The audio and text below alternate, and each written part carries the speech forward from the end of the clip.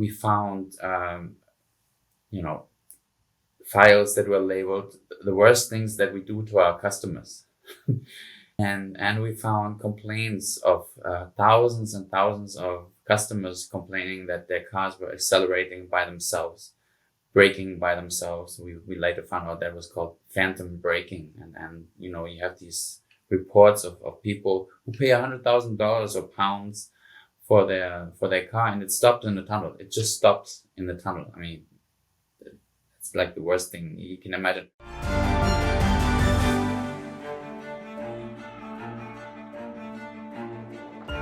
Hi, welcome to the Tech Report on Times Radio. I'm Fergus Macphee. Now today I'm speaking with Sonke Iwersen. He's an investigative journalist at German newspaper Handelsblatt and co-author of the Tesla Files, the inside story of Musk's empire. And I'm delighted to say that Sonke joins me now. How are you? Thank you for joining us on the Tech Report. Thank you for having me. It's great. Now, I want to start at the beginning of your journey with this book because I believe it starts in 2022 when a whistleblower who was an ex-Tesla employee shared with you a huge cache of information regarding the company. It included 23,000 leaked documents and 100 gigabytes of confidential data. What are some of the most shocking things you found in there? Well, first of all, it was shocking that we had the data, that we had access to the data, because he said the data was just lying around there in the internal, not the intranet, but it's called Jira. It's a project management system. And so the idea of somebody being able to access from Norway, he's a low-level employee in Norway, could access wages, social security numbers, addresses, everything from everybody inside Tesla, 100,000 people. So a lot of compliance issues right there. But then when you delve deeper, we found, files that were labeled the worst things that we do to our customers. And the actual file name was labeled that, the worst thing we can do to our customers. And we found complaints of thousands and thousands of customers complaining that their cars were accelerating by themselves, braking by themselves. We later found out that was called phantom braking. And you have these reports of people who pay $100,000 or pounds for their car, and it stopped in the tunnel. It just stopped in the tunnel. I mean, it's like the worst thing you can imagine. Or a mother taking her daughter to school and saying on the schoolyard right in front of the school, it jumped ahead. She was stopped and it jumped ahead. Another woman was driven into a wall by a car. And and then on top of that, they were also fatal. I mean, later then when we started reporting, people talked to us more and more, and we found widows of men who had crashed in their cars, and the police, neither the police nor the fire department nor anybody could really explain why, because it was a straight road, clear daylight, no traffic to speak of, and the husband wasn't known as a reckless driver. He hadn't had an accident in years and years, and just veered off the road and crashed into a tree, and nobody could explain. And then when the widow tried to get data, because the cars are famous, Musk famously says that it's not really cars. His company isn't a car company, but it's computers on wheels, and they constantly collect data and share data so they learn from each other.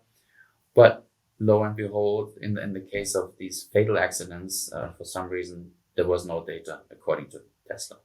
So those bereaved you've spoken of people who lost their lives in road traffic collisions, are you saying that have they still not got any answers? Right. That's the real tragedy. In the German cases, actually, those cases are closed because the German police asked, after being prodded by the widows again and again, they finally asked for the data, because apparently they didn't even know the data was out there. But Tesla told them, no, in one case there's no data. For some reason, it just broke off. The stream of data broke off an hour before according to Tesla, an hour before the accident. And in the other case, the actual wording was, there is no relevant data.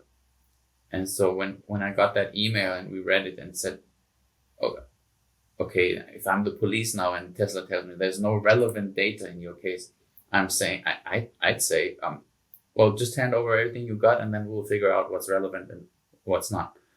But that wasn't the case. The police just said, oh, that's too bad. And then case closed. Just one more point on the issue of driverless cars.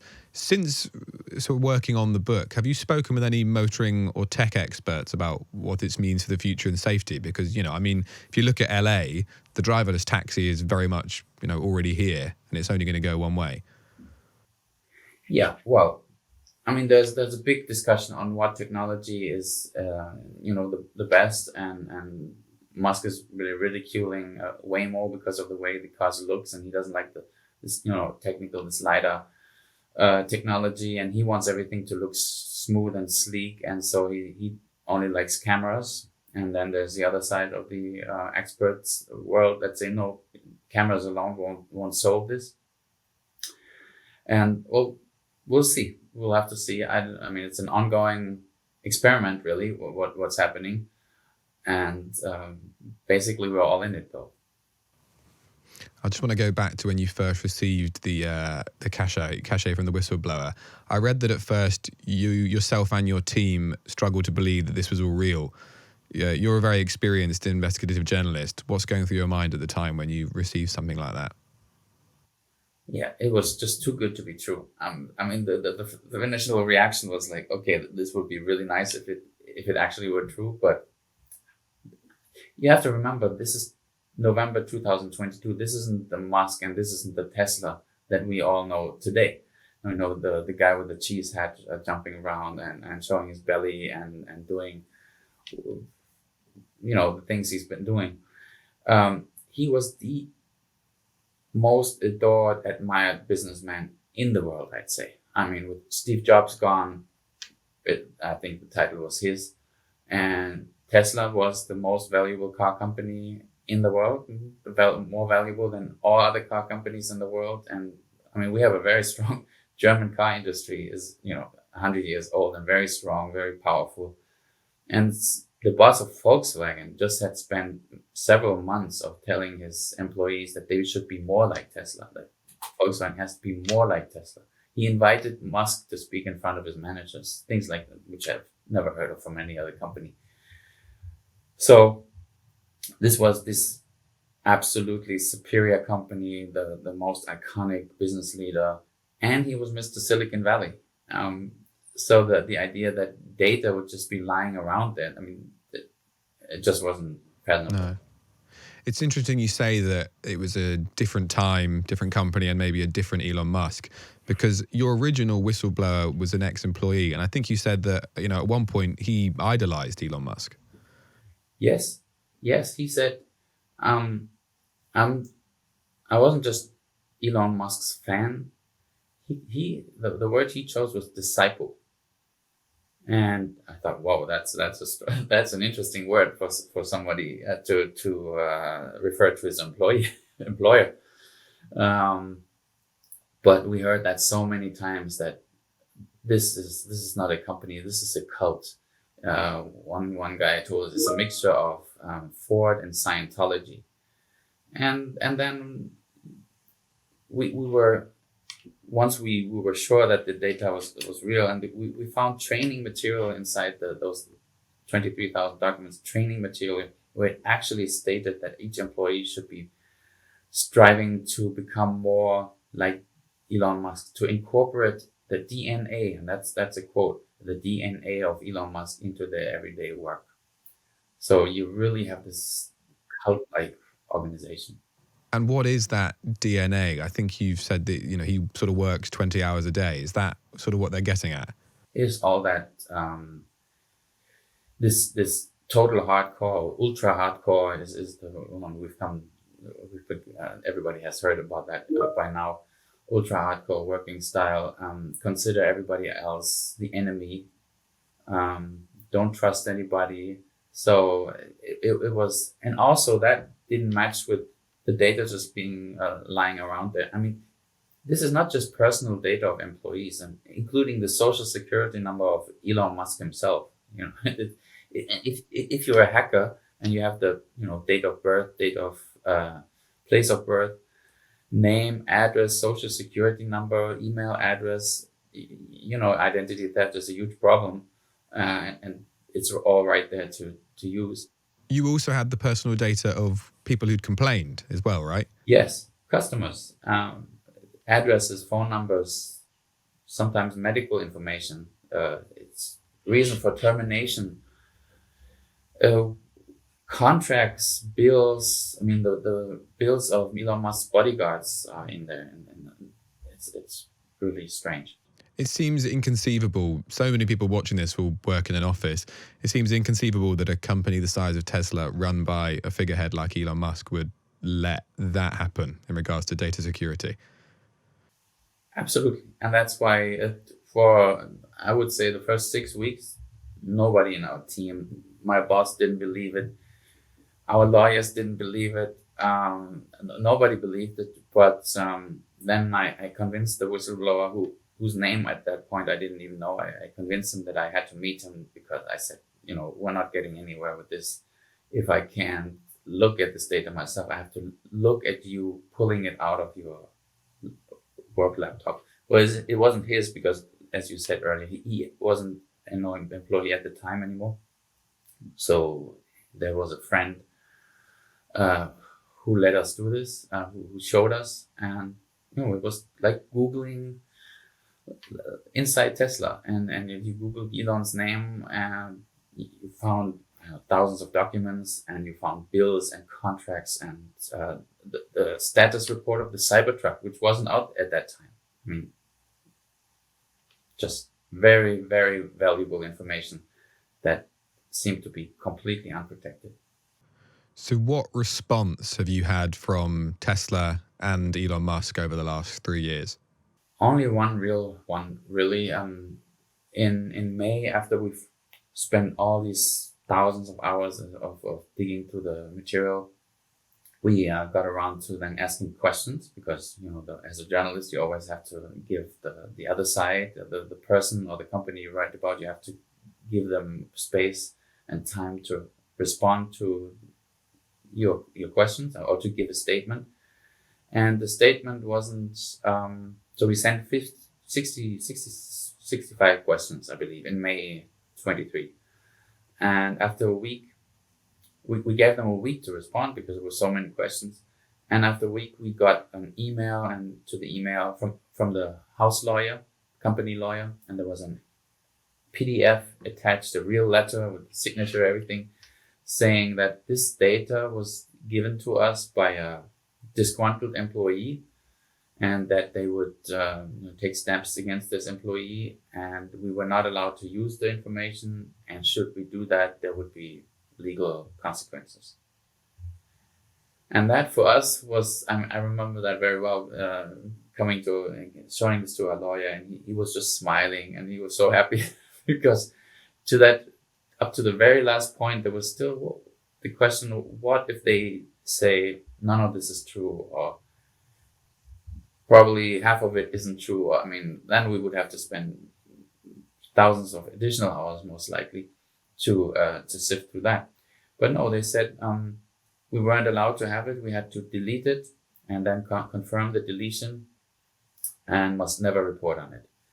And our lawyer said, well, so they are confirming the data is real, and since this is a really big issue, not just the compliance issue of how the most valuable car company in the world is handling its data, but also there was, public safety concerns, and many other concerns that were definitely in the realm of public interest. So we went ahead and published the first article, and many since, and books also, and we never heard from Tesla or their lawyers again. So that's it. One illegal threat, not denying your reporting, and then you haven't heard them from them There since. were a couple of tweets from Elon, but those were more like funny tweets that he retweeted somebody else's comment on one of our articles, like in Germany, when last September the boss in Germany, Tesla. I mean, the only European factory is in Germany. The only one. There's 12,000 employees there. And the boss of Tesla Germany accused his workers of stealing coffee mugs. I mean, it's a very strange thing to even spend time on. But he said that he's sick and tired of buying all these coffee mugs because he's already bought 60,000 of them, and that means, he points into the crowd. This was a staff meeting. He says that means that each of you has already 5 of my coffee mugs at home. And then somebody tweets this, and Elon retweets it and then writes underneath, "We've been mugged." So when he wrote that was another row for a lot of media to report on it. And the other thing was more serious, much more serious, that in Germany, the sick leave is very, very high. People know, and there's, a lot of different explanations for that. But at one point, 1 out of 5 people had called in sick with not showing up for work because they were sick. And then the Tesla bosses in Germany said, we don't think these people are sick. We think they are just faking this. And we have this on tape. They said, so what we've been doing is we visited these supposedly sick workers. We knocked them physically. The boss of Tesla Germany is physically driving to somebody's flat, knocking on the door and saying, "Hey, what's going on?" And Elon Musk, again, he retweeted one of the articles that was referring to this very high sick leave rate. But that's it. I'm glad you mentioned that factory in Germany, because one of the extraordinary claims in the book is around the company's manufacturing and production processes. And I believe Musk himself referred to them as Dante's 8th circle of hell. Now, for people who might not be familiar with Dante's work, can you just explain a little bit about what that means? Well, I think he was referring to 2018, this date. And Dante is, a very, very famous Italian writer. And he refers, to circles of hell. There's, I think, 9 different circles. And apparently, Elon Musk is a very well-read man, from all I understand. And he, was the 8th circle, which is extremely bad. And he called it production hell. But it all fits into this, ultra hardcore, give it everything you got. He gets really angry if it's, Friday 9 p.m. and there's only half the people still at work. He gets really angry. But we have it on sort of public record from his post on X when he took over X and Doge, ordering employees back to the office straight away. I don't know. The idea, it's just this, I guess, also startup mentality. And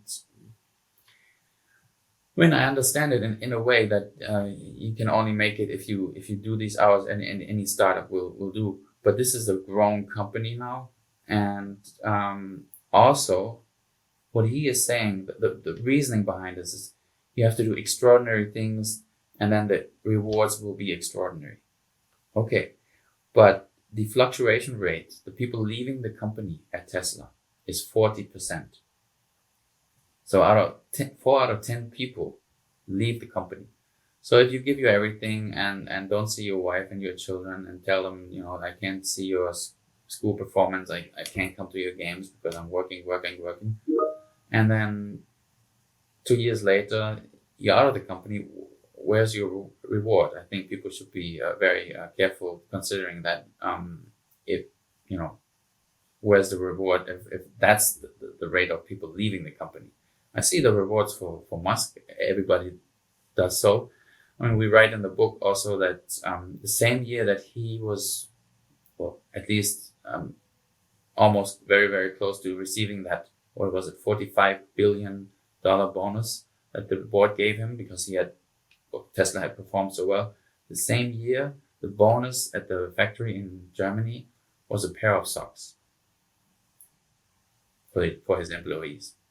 So you square that. Just to finish, so the picture of Elon Musk as a man and a corporate boss that you sort of get from all the information gathered in this book, when he made that brief turn to White House politics, were you surprised, or do you think that, that sort of fitted with the profile of the man you knew? to be honest, we thought when we started writing this book in April, things were bleak and for Tesla, and Tesla had just announced a 13 or 14% cut across the board. In his words, to become lean and mean again. Again, you have these people leaving, and where's the rewards for those people?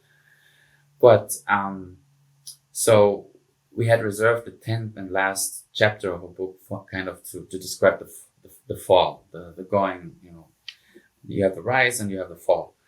And then in July, Donald Trump gets shot, and Elon Musk says, "I'm all in now for Donald Trump." And he moves into politics after having said for years and years that that's not his thing. He doesn't want this.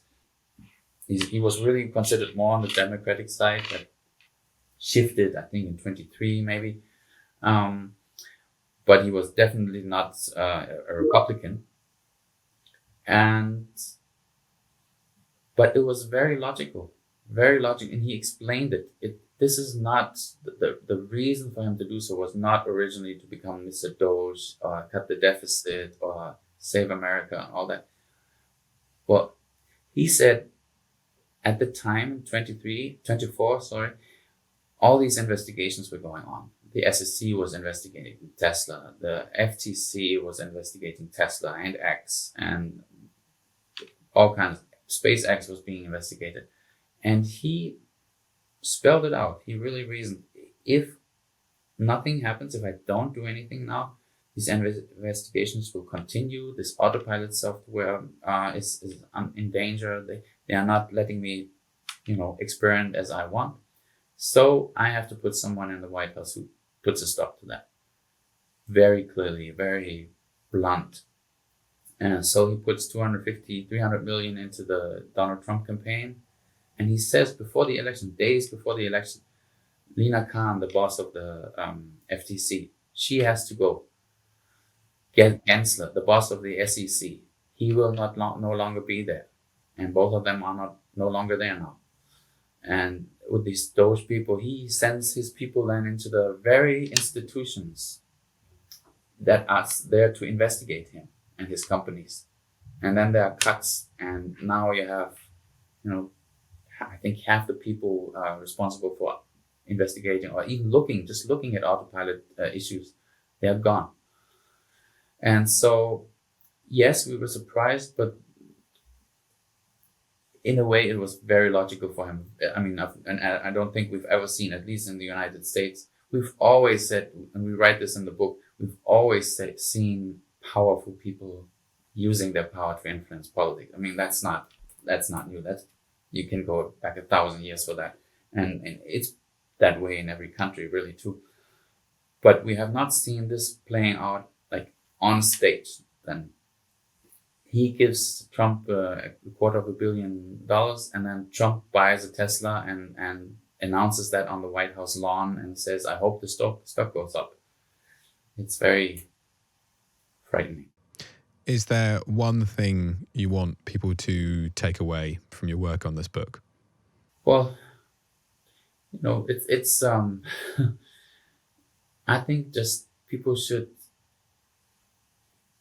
look at this and be aware that this is not just a one-off. I think when I saw the inauguration of Donald Trump, and you see all the former presidents in the first row there, but the next row, the second row, the billionaires are there.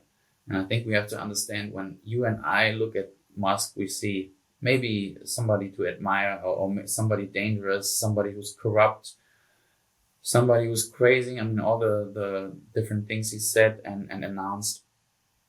But if you're Mark Zuckerberg or Jeff Bezos and you look at Musk, you say, why shouldn't I be able to do the things that this guy can?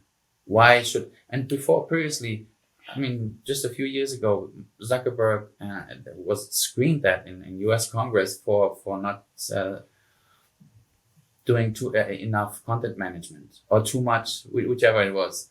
And now Zuckerberg has put out this video saying explicitly, we're not doing this content management anymore. We're stopping that, and we'll do it just like X, which is, just let everything go, I guess. Sonke Iwersen, thank you so much for joining us on the Tech Report. Thank you for having me.